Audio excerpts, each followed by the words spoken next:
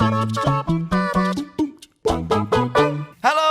and welcome to It's All Kicking Off, another football discussion roundtable podcast. I'm Adam Wilbourn from What Culture, joined by Adam Nicholas and Simon Gallagher from What Culture to discuss another burning football issue. But before we get into it, if you're a fan of this sort of thing, make sure you subscribe to What Culture Football on either iTunes, Spotify, or wherever you get your podcasts from for daily football podcasts. But gents, we are gathered here today to discuss the early... getting married? That's what nobody explained this to me. To discuss the early contenders for relegation from the Premier League this season. Now, our little Spoiler alert. Spoiler alert, right at the front here. We'll get into... Sign him, do you reckon? Yes. Take him up the Yeah, stadium. take him up. There is about 6 teams, I'd say, that are strong contenders for relegation this season. There's some others that you can chuck in, some sort of wild cards, because there's always that one team who did quite well last season who drops down into it. But Adam Nicholas, start us off. Who, when you look at the current Premier League table, before the season's even begun, who strikes you as people you're going to know are going to be scrapping it out come April, May next season? I feel like it's appropriate to just start with what you know, really. And if we're not in the relegation mix this year, I will be absolutely baffled, because I think it was Adam Cleary who said we've signed less players than Chelsea who have a transfer ban. Like, how is that even humanly possible? Don't know. Now, I was prepared for this. I thought you might have been coming on here, and I googled it, and something called the Sporting Index supercomputer has done some calculations based on, I think, previous seasons and also punters' bets for who's going to be relegated this season. Good news: Newcastle just avoid the drop. Yeah. Good. The 3 teams that it says are going to go down are Sheffield United, Norwich, and Brighton and Hove Albion. I'm going to pick my first one here. I think Newcastle probably will survive by virtue of, and this has kind of been the history with certain clubs over previous years, they're not going to have a good season by any stretch of the imagination, but... 3 worst teams. Yes, there are 3 worst teams. The Phil Brown Hull City effect, basically. Indeed. Will Steve Bruce be singing at the end of the season when we've just become the 4th worst team in the league, like Phil Brown was that time? I can see him telling people off while sat on a pitch, certainly. But my pick, outside of the obvious ones in terms of the newly promoted clubs, has to be Brighton and Hove Albion. It strikes me that we've seen this happen year upon year upon year, where a team goes, yeah, we're not a huge fan of this manager anymore. We're going to get rid of them. We're going to have a fresh start over the summer. We're going to come back. And then it all goes a bit wrong. Charlton are obviously the one that really sticks out for me, where they're like, no. We don't want to finish just above the relegation with Alan Kirbishley. Let's see what Ian Dowie can do. And yes, obviously they've got Graham Potter in as manager. And as much as all this talk's going around about Steve Bruce, he is my odds-on first manager to be sacked this season. And I think they're going to suddenly be like, because I'm sure, he's done Graham Potter's done very well in the past. Yeah. It just strikes me with that club. You always look at Brighton, you wonder, aside from the likes of sort of Glenn Murray and occasionally sort of Anthony Knockaert and what have you, where are the goals going to come from in that team? Glenn Murray can't keep doing it for very much longer, because he's already an old man in football terms anyway. Yes. I think Brighton came back from the dead last season, and I think it was a remarkable turnaround, and a lot of that actually has to do with Chris Hughton, even though he was blamed for it. So I think if they go down, it won't be surprising, and they'll probably deserve it. Simon Gallagher, aside from the ones we've mentioned so far, who are you looking at? So this is a strange one, because they've spent a lot of money already this summer, probably the most out of anybody, apart from like Man City and that, is Aston Villa. So I don't like Aston Villa, but that's not why I'm picking them up. Just to get that settled straight away. They've made what looks like a potentially good signing in Wesley, the Brazilian, for like 22 million, but signing Brazilians for a lot of money, especially strikers, I mean, Newcastle are doing the same thing, so I don't want to complain about it too much, is never a dead cert for any sort of success. Lots of teams have done it in the past and gone down. Middlesbrough famously did it. And what Aston Villa have done, and this is why I know they're going to go down, is they've gone the same route as I do when I play Football Manager. So they've got loads of money, and they've gone, right, I'm going to buy all of these. They've effectively bought an entire new backline and then some attackers. They spent a lot of money, and you can't look through those signings and think, those are definitely going to do something for them. There's like a 50-50 chance when they come in the Premier League. And Jack Grealish is probably still their best player. Yeah, I'd say so. He's a very good Championship player. He didn't really do it in the Premier League that much when he was up here. I would say he's probably grown from then. Yeah. But I just think they're going to have to hit the ground running very quickly and depend on some chemistry between all the new players. It's a difficult thing. You mentioned the new signings there. Tyrone Mings has obviously grabbed a lot of the headlines and was seen modelling their football kit at Whitton train station for some reason. Yes. How do you think he's going to get on? I don't understand why they've spent 20 million on him, to be honest. Bournemouth must be absolutely delighted that they've got that money out of him. Well, you said, before we started filming, that it was a player that Bournemouth didn't want. Didn't want him, Didn't want him. The players were 20 like, million as well, how though. have we got that much money? Just laughing. They're like, I think you put an extra zero on there by mistake. You want to just check that? Like, no, we're good. We're good. 20 million. Fax machine must be broken. Fax machine. Bournemouth have invested in it, invested that money in 2 fullbacks, and will probably also struggle. They're not in the 6 that will, but they're an outside sort of bet. They've got a good manager. They have started doing social media content where they follow Eddie, as I call him. Eddie. Okay. My good personal friend, I can't remember his surname. Eddie what? Eddie what? Yeah. They've followed him on the training ground. And he's done a lot of really good work, and it's dead insightful. And it's the kind of thing where you're like, oh, Steve Bruce isn't going to do that, is he? No, Which is probably a good thing. But I still think they're a little bit ropey. They've got their Premier League legs now, and that's the thing that's going to put people like Aston Villa in trouble, and Sheffield United definitely in trouble, Norwich as well.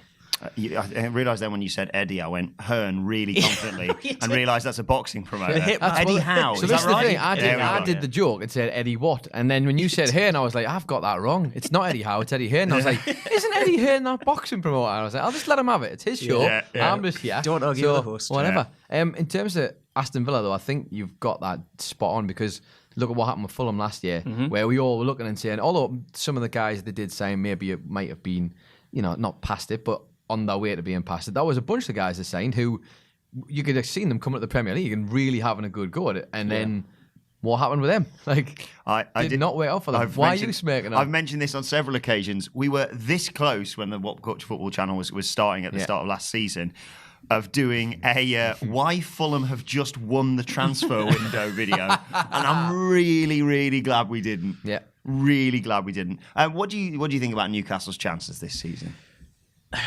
I'm not an eternal pessimist because I'm an idiot. I'm one of those fans who's like, I'll spend the whole summer going, this is going to be awful. And then 2 weeks before the season starts, I'm like, yes, it's the season again. I'm very excited. All right, then, as an optimist, Yes. how do you approach this with, because I'm normally the kind of person who would be like, right, you get a new manager, and kind of no matter what, you'll be like, let's just get behind him, because you haven't really got a choice. Let's get behind him and see what happens. Even I'm a pessimist, and I gave managers in the past maybe a chance who I really wasn't high on, Pardew specifically. Yeah. And I honestly just can't And he bring myself. rewarded you and with he did fifth? with fifth, but like half a season good, half a season absolutely atrocious as he went on and would continue at other clubs. But with Steve Bruce, I think I've seen too much elsewhere, and I can't do it. So to explain to me how we're going to get past this hurdle. He's the same as me in that he's an idiot. By Steve Bruce's own admission, he's not a tactician. This is a good sell so he's far. He's not a master tactician. He's an author, He's not though. Yes, he is. Yes, exactly. If he can channel the spirit of Steve can write a Barnes into his football managing, we'll be set. The good thing about him, the only good thing I think, is that he's not clever enough to tell his players to limit their play. So they're going to go out there. John Joe Shelby doesn't want to sit back. This is why John Joe Shelby's come out and said that Rafa was not his idea of a good manager, or it wasn't the right manager for him, because he was asked to do things he didn't want to do. What he wants to do is spray the ball around. John Joe Shelby And will, other people. Yes, exactly. Yeah. Class. I love it. Is it though? I love it. He spends half the season on the bench because he's been red carded 5 times. Good banter. Yeah. Andy Murray would be delighted. Yeah, well, he's So, not here, is he? John Joe Shelby is going to be Steve Bruce's talisman. He's bringing in Joey Linton, who, let's be honest, 36 million is all we can say about him. Can't say he's a good player. His highlight reel is rubbish. Is it? That's Yes. bad. People have put together they're like, welcome to Newcastle, and you usually see them scoring goals, and it's just passes, isn't it? Didn't score that many. Doesn't score that many goals. He's made that pass there Exactly. He passed it. Good. Can't wait till he passes that Can't wait to he pass- Perez. No, wait, Rondon. Oh, no, what's happening? Diarmi in the middle. Oh, no. that's right. Hosselu. Oh, no. Don't say Diarmi was a good player. I wasn't. I like Diarmi. He's a solid player.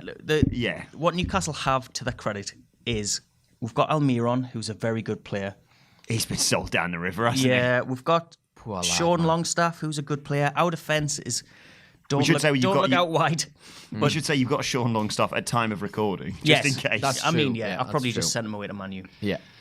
But the good thing about Mike Ashley, the one good thing is he's the worst seller you could possibly encounter in football.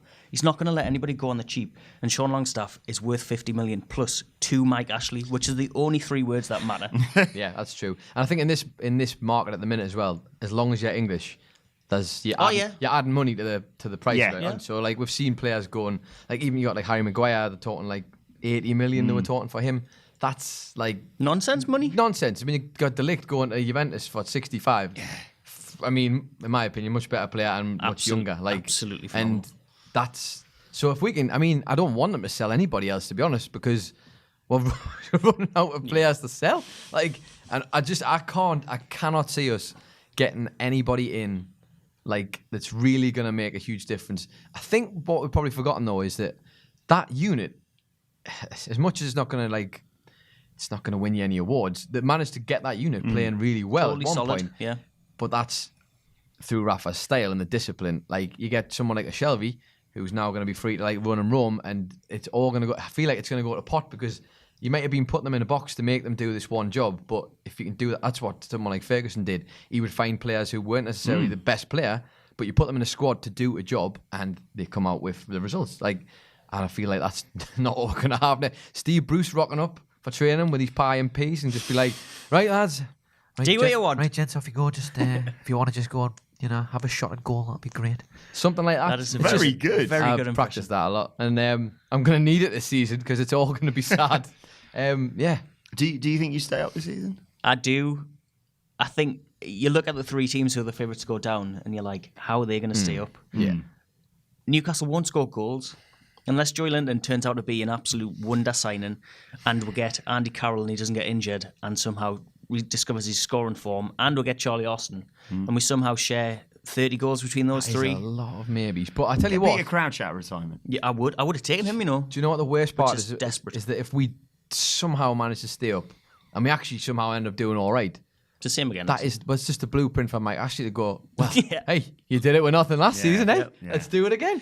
I honestly think he's going to spend some money because he has. And On what? The only thing that matters to him now, in his head probably, is that he's splashing out money. So this Joy Linton signing for 36 million, even if he doesn't do anything, if he's rubbish, He can they're say gonna on paper to I the fans, spent 36 spent- million Yeah. this summer. I have backed this So he's club. going to I find care like a about it." cleaner and spend like 40 million on this Yeah. cleaner Well, to do the changing rooms. He'd That be like, oh, star signing painter that he's brought in to do that bloody silver and black Yeah. paint job on the Oh, outside. God, yeah. That costs money.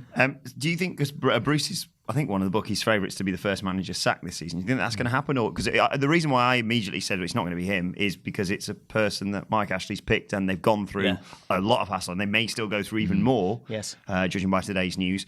Do you think he's going to be the first manager sacked? And if not, who do you think it is? I don't. I tend to agree that it'd be Graham Potter or somebody in one of the big clubs who just isn't performing. a higher profile manager. Yeah, I wouldn't have said Steve Bruce is too easy to keep around even if he's not doing particularly well, because Steve Bruce has a fairly clean slate in terms of he can't do anything wrong because he's already done everything wrong.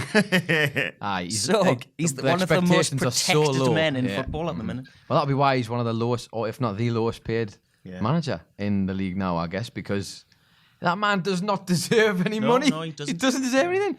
What's your CV? He's well, he's I'm on- like an elevator, mate. I'll get your club up a level and I'll take them back down consistently, pal. No problem. Press the button. I'll see you in 5. I think one of the teams that we kind of universally agree on this table that are going to be relegated are Sheffield United. Yes. Obviously, Chris Wilder's in charge. Billy Sharp's one of the most infamous players that they're bringing up with them, and they've just signed Ravel Morrison, which a lot of fans are Who's really infamous for other reasons. pinning their hopes on. Do they stand any chance of surviving in the Premier League?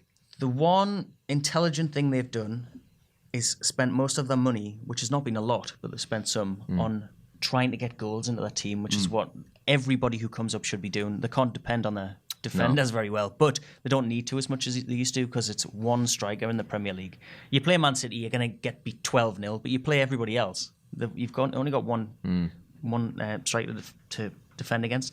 They've bought 2 wingers who between them scored 20 goals in the Championship last season, which is good. It's a good place to get goals from.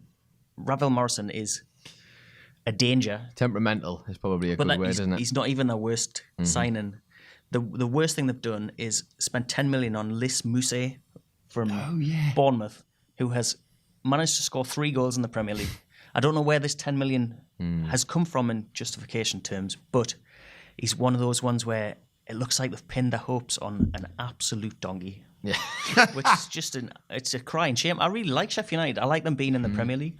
I'm always a fan of a club coming back up who hasn't been up for a while, who had a previous in the Prem or in the top flight, whatever. But I can't see either.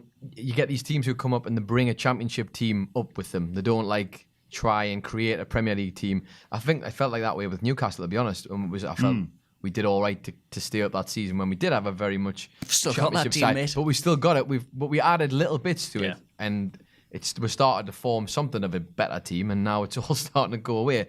But I find that I think they've not really done enough for me personally to kind of justify them being a Premier League team. There's one romantic element to it in that they've signed Phil Jagielka from Everton, this is so true. They deserve a little bit of magic. They're not going to get it. Does anybody? Do they deserve a little bit? I mean, Christ, if someone deserves a bit of magic, well, let's re-sign Andy Carroll. Just sign them all. Go find, get Steve Howe out of retirement, get him in. Yeah. Chuck the lot in. As a diehard Chesterfield fan, that will not be getting any magic from me. I will be rubbing my hands together when they travel to the Etihad. Another promoted team, but the champions of the Championship last season, of course, Norwich. Yeah. Have sort of flown under the radar a little bit over this summer transfer window. It always strikes me that it's surreal that the team who wins the Championship aren't the team to first make the moves in the transfer window, because they can if you're second, there's a chance you may drop down into the playoffs, and obviously if you win the playoffs, that's another a few weeks added on to the end of your season. They've sort of reinvented themselves from the club that we saw in the Premier League a few seasons ago. Can they survive? Because they play some lovely football at times. They play some lovely football in the Championship. They have signed Patrick Roberts from Man City, who's a very highly thought of wide player. He was in Scotland last season. So you may well have gone backwards. No offence, Andy Murray. I bet he's listening. And they've got, and their other big signing is Sam Byram from West Ham. They haven't spent any money. No. They're relying on a system that worked in the Championship to work in the Premier League, which is more often than not an absolute disaster. Huddersfield came up. Huddersfield tried to play the same way they did in the Championship, and they were quite impressive to watch, but they just kept losing. I just think the same's going to go for Norwich. They're also relying on Tim Krul, which is a danger sometimes as well. Tim Krul. Yeah, Norwich are a tough one because, like you mentioned Huddersfield there, they obviously survived that first, they survived. I don't know whether it's going to be that case or whether it's going to be one of those horrible cases where they do play similar football but just get, beaten in the last 10 minutes quite a lot, and then they start looking at the manager and they want to get rid of him, and you think, well, no, if you drop down and you still had him in charge, you'd be absolutely fine. And then they make some sort of knee-jerk reaction in sort of early January, February time, and then nothing changes anyway. Do you think Norwich are going to survive? It's frustrating because I think you get the teams who have come out, like you say, out of the Championship. They've got all the momentum and the confidence sometimes is quite high in the team. So you think maybe that's possibly why they're thinking we don't need to sign tons of players. But as soon as you get into the Premier League, you realise it's a completely different kettle of fish. The step up is massive. It's huge, and it's not. People say it and people are, it's just saying it. But how many times have you seen a striker who's been absolutely prolific? Newcastle have had a fair few of them over the years. In the Championship, can't stop scoring. Put them in the Prem, can't do it. Or a defence that's been resolute in the Championship, put them in the Premier League, and the other team, they might play better than them, but the other team gets one chance and they take it because they're better. That's the kind of thing that's the massive divide between the two leagues. And I think Norwich, at the moment, haven't signed enough. I do rate Byron, though. I do think there's a good player in there. I just think maybe that's not the team to get the best out of him. He needs to be playing a better team than that for me. Finally, one other team we are going to mention here. I know you obviously mentioned Bournemouth earlier, and I can't remember, there was another team you mentioned before we came in here that you were umming and ahhing about. Crystal Palace, Crystal Palace. especially if they lose Wilfred Zaha. Yeah. They've signed absolutely nobody, and I don't think they can rely on the same. It's tough. It depends. If they can get, the speculative figures we're hearing about Wilfred Zaha and then still manage to sign some decent players, they have a chance. Run out of time. One final team I want to mention are the teams surreally that are third favourites to go down. If you're going on odds, they are the team that are going to be the third team relegated, and it's Burnley, a team who, last season, yes, started poorly, but then they turned back into the Burnley of old, and arguably you could say that was due to their sort of Europa League exploits. And yet, they're still, like I said, one of the favourites to be relegated this season. Do you think that's because teams have figured them out, or what do you think that might be? It's mad to think that because, for the last 2 seasons, certainly the latter of the 2 seasons, or the former, sorry, they just took the league by storm because they've got this team of grafters, a team of English players who are pretty solid and pretty good as a unit, and got them playing. Sean Dyche has got them playing unreal football. Last season, obviously, not as prolific as they were the season before, but to find them now considered to be in a position, it tells you how quickly the Premier League moves. Because teams like Leicester, who were maybe starting there, they improved over the season, but even they were looking a bit patchy last year, and now them teams seem to be apparently moving away from Burnley, and Burnley are the ones getting dragged down. I'm surprised. I am surprised personally because I'd like to think Dyche has got enough with that team. Steely. And just if we still had Rafa Benitez, even if we had a rubbish team and we'd sold half our players, I'd feel confident. Yeah. Because it's a manager it's a manager you can trust, and it's a tried and tested formula. So they do have that in their favour. Are they in danger?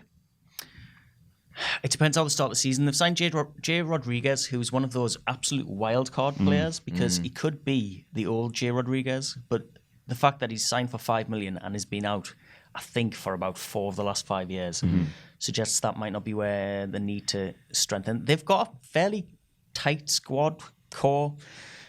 I think Sean Dyche is a dependable manager. I wouldn't mind him at Newcastle. I mean, he's about 10 levels up higher than Steve Bruce in my wish list. They've also signed Eric Peters from Stoke. They just sort of quietly go about their business. They're unspectacular. They've got some goals up front. They probably need a few more. If Jay Rodriguez can bang in 10, then they'll stay up. It's frustrating with Rodriguez, isn't it? Because that season before, way back when he was at Southampton, before he got injured, and he was England. incredible. Obviously, that whole unit at Southampton were great, and he was, like you say, they were talking England, and it was that's a guy you'd probably want to put on the plane. And to see how frustrating it must have been for him after all these injuries, if they can get even half of that player that was there, then you might well get them 10 goals because there's a good player in there. But I think it was West Brom he was at. Yeah, last, West Brom. and he did show some flashes. He's notable to me because he used to murder us every time we played him. Yeah. And if he's anywhere near that, obviously the kind of injuries that he has, they're fairly catastrophic. But he's come back from them. Yeah. It's just whether he's the same player. I think they'll be absolutely fine. So it's a strange one that they're so far down as sort of surefire. Yeah, I don't see it. So to push you on it, your 3 getting relegated before the season begins are Newcastle, and Steve. No, let's have a look. I'm going to go with. Do I put Newcastle in there? I don't know if I want to because the Newcastle. Obviously. Your heart says no, but if your I'm head going to says go with it, then brain say it. and logic. I feel like I can't see much for the Newcastle. I think we're going to struggle this year. I like this idea that there's 3 worst teams, but I don't know. Let's chuck Newcastle in there, and I think I will go with probably Sheffield and Norwich. As a safe bet because I think unless they sign a bunch of players, Norwich are going to be surprised, and Sheffield United for me they're not even close, not even remotely. Sorry?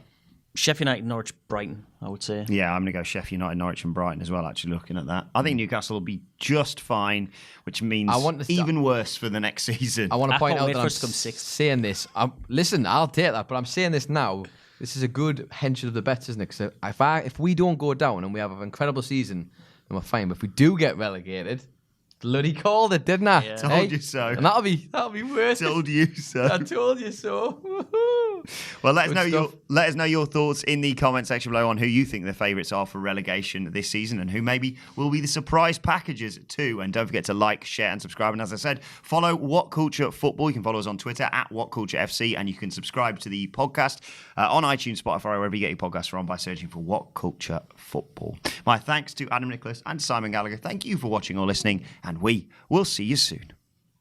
It's going to be all right.